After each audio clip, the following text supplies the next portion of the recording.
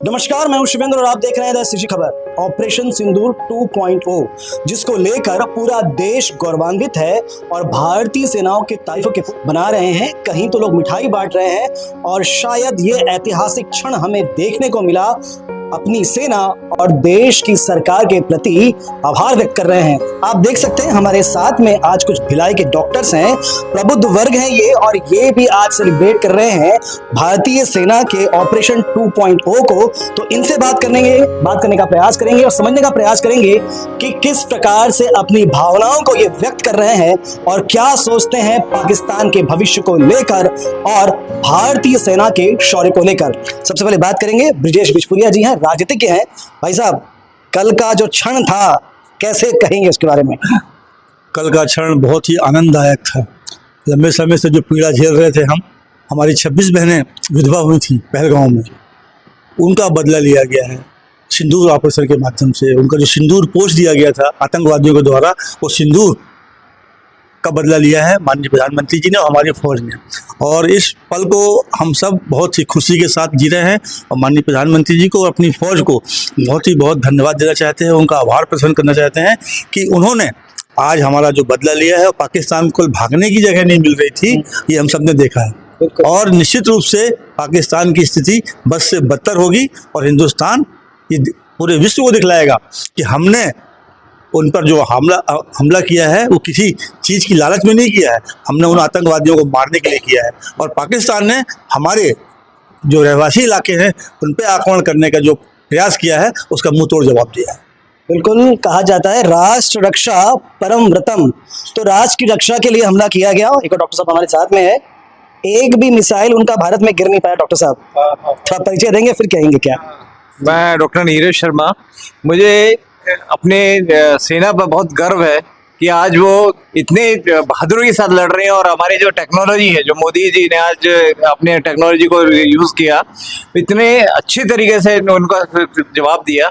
और मैं अपने जो जितने भी सेना के जवान हैं, एयरफोर्स, नेवी, और इनको मैं सलाम करता हूँ। इनको भगवान से इनके लिए मैं दुआ करता हूँ कि ये हमेशा और अच्छी सक्सेस लेके इंडिया वापस आए हैं। बिल्कुल बिल्कुल, उनकी कुशलता भी हमको चाहनी पड़ेगी भगवान से।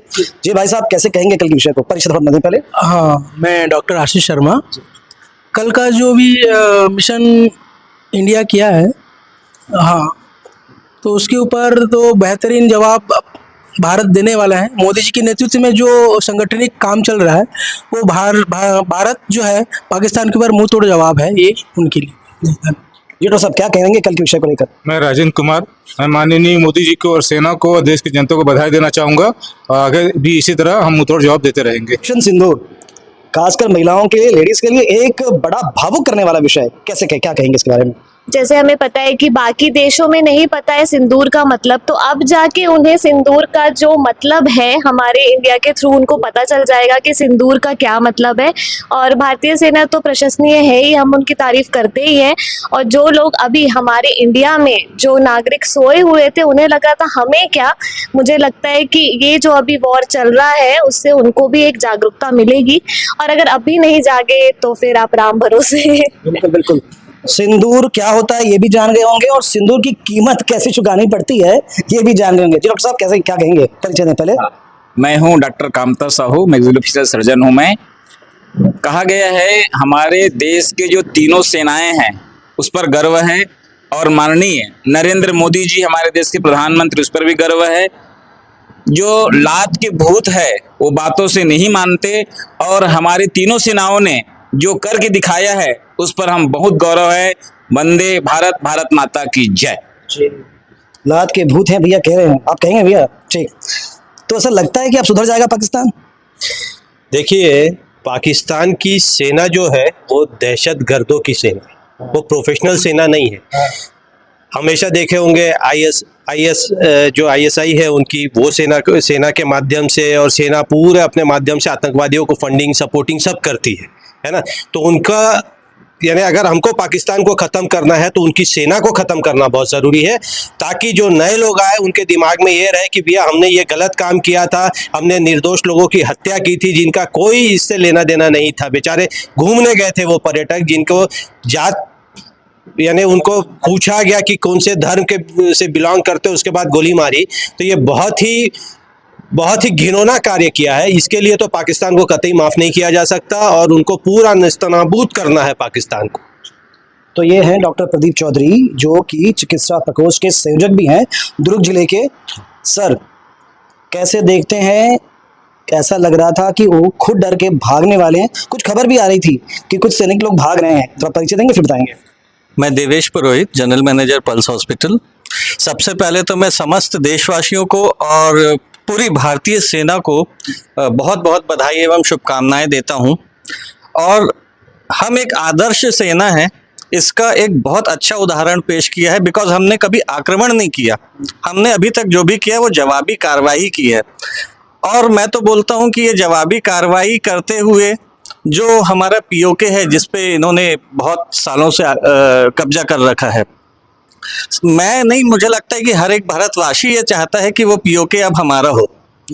और आपके चैनल के माध्यम से ये संदेश मैं चाहता हूं कि आप हमारी सेना तक पहुंचाएं कि हमें वो पीओके भी चाहिए। आप थैंक यू। तो भैया, पीओके चाहिए, पीओके से कुछ कम भी नहीं चाहिए। तो बहुत सारे हमले हो रहे थे, इसी हमले के बीच में और जो पाकिस्तान के अंदर विद्रोह भी हो गया, गृह युद्ध जैसी स्थिति बन गई है। और सुनने में ये आ रहा है कि अब वहाँ के सैनिक की चौकियों को भी लोग तबाह कर रहे हैं। देखिए, अभी जो भी चलता है न्यूज़, वो तो काफ़ी कुछ बढ़ा चढ़ा के भी बताते हैं, लेकिन पाकिस्तान में क्या चल रहा है उससे हमें ज़्यादा फर्क नहीं पड़ना चाहिए। हमें अपने देश के बारे में सोचना है और हमारा देश सुरक्षित रहे, वही हमें ध्यान देना है। हमारी आर्मी बहुत सक्षम है, बॉर्डर पे उसको देख लेगी। हाँ, अगर मौके का फ़ायदा मिले और पाकिस्तान टूट जाए तो उससे अच्छा क्या हो सकता है। मतलब आपने सुना, एक तो भावनाएं बिल्कुल जोश हाई है।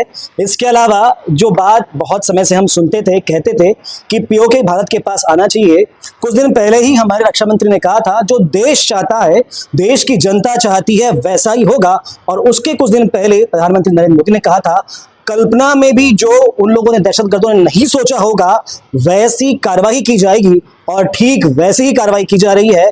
हम भी आशा करेंगे, उम्मीद करेंगे कि ऑपरेशन सिंदूर 2.0 के बाद 3.0 और आगे भी देखने मिले और जल्द से जल्द हमारा भारत अखंड भारत बने। आपकी क्या सोच है, आपके क्या विचार है, हमें कमेंट्स करके जरूर बताइएगा और बने रहें द सीजी खबर के साथ। धन्यवाद।